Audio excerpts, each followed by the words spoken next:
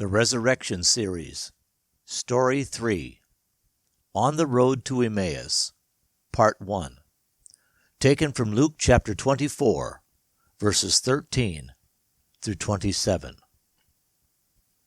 This is the first of a two-part story retelling an incredible series of events that took place the afternoon and evening of the day Jesus rose from the dead. Two of his disciples apparently needed to either go or return to Emmaus, a town about 7 miles northwest of Jerusalem. Understandably, their topic of conversation while on the road concerned the events surrounding the capture, trial, and crucifixion of their teacher, Jesus. Suddenly another man joins them, enters their conversation, and then systematically takes them through the entire Hebrew Scriptures, revealing God's hidden wisdom in what they thought was a tragic mistake. This story does not need a detailed introduction. The details are in the story itself. Many have expressed their longing to know the specifics of this 2 to 3 hour instruction from the lips of the master teacher. But God's wisdom is revealed here as well. Many today simply dismiss or overlook the Hebrew Scriptures, or Tanakh, commonly called the Old Testament. But these are the very Scriptures Jesus used to help his disciples believe. Here is the story of how the greatest conversation never recorded actually happened. Later that same Sunday, 2 of Jesus' followers are walking to Emmaus, a village about 7 miles or 11 kilometers from Jerusalem. They were talking about all these things that had happened.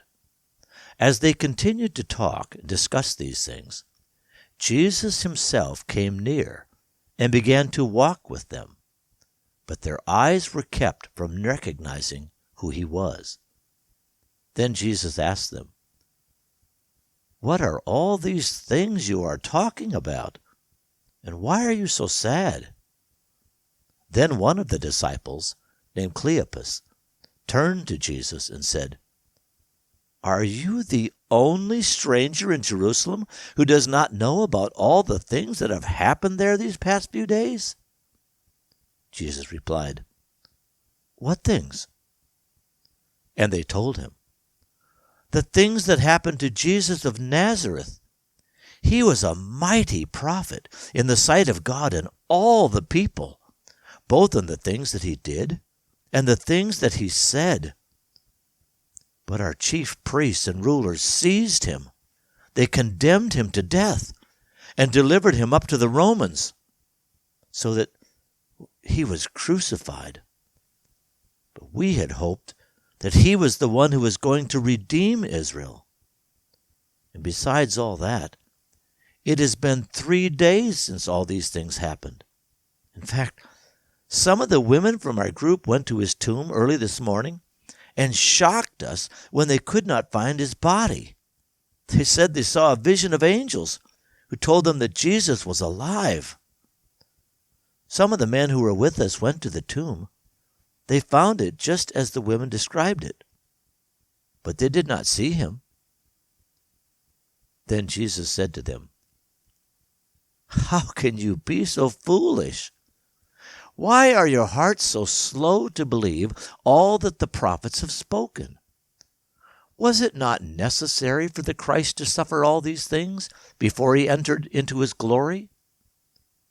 Then, beginning with the Torah, the 5 books of Moses, and continuing through all the prophets, Jesus explained to them all the things concerning himself throughout the Scriptures.